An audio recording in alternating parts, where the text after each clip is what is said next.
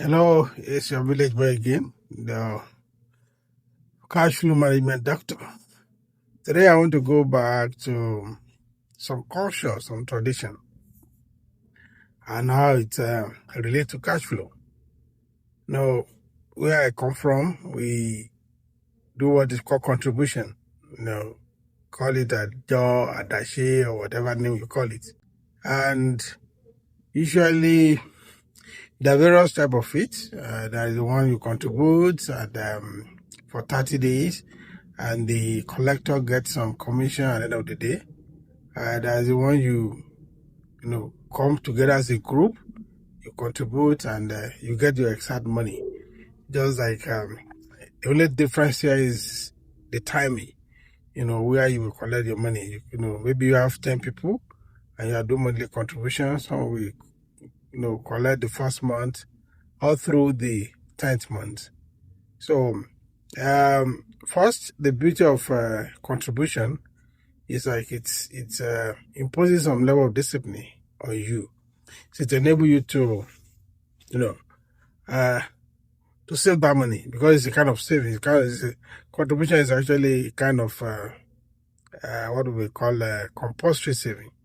You are saving that money, and another advantage of contribution is like you are able to get your own portion in bulk. What you may not be able to save for that 10 months, you're able to get it because you participate in that contribution. Here is the tricky part. When you are contributing, it's a cash outflow. I mean, you are dropping money. It's like you are dropping money. And when you collect, it becomes a cash inflow. Now, if you contribute and you collect first,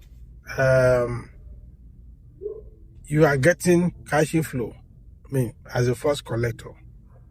And of course, it now, in terms of proper accounting, it's a kind of deferred revenue, because it's not money, but it's money in your hand too, and you can use that money for that.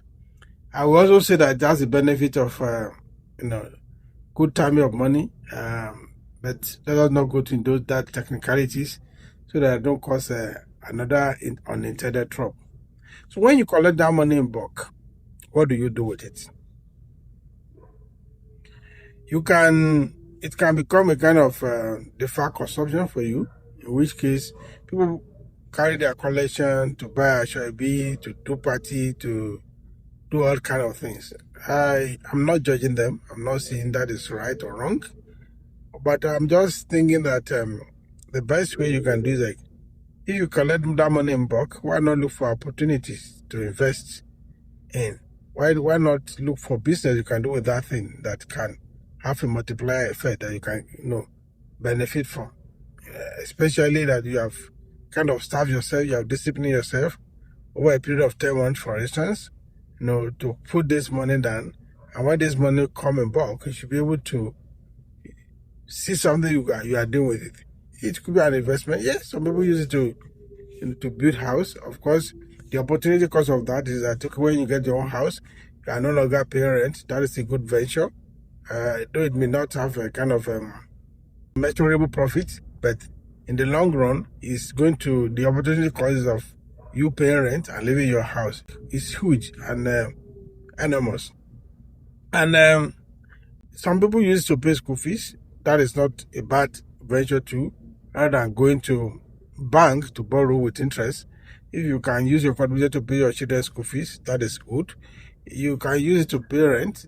The opportunity cost is saving you from interest or embarrassment from borrowing from people. So contribution, again, like I said, when you borrow to run business,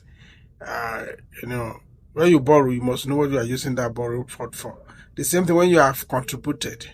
When you partake in contribution arrangement, it is also good to plan for it, so that whatever you are using it, is either it's saving you from shame, or it's enable you to take advantage of some investment opportunity that increase your net worth in the long run. So next time you are doing contribution, ask yourself, why am I doing it? What am I gaining from it? Because it has cash flow implication, like I've just explained. When you are doing the contribution, it's a cash outflow. When you collect, it's cash inflow.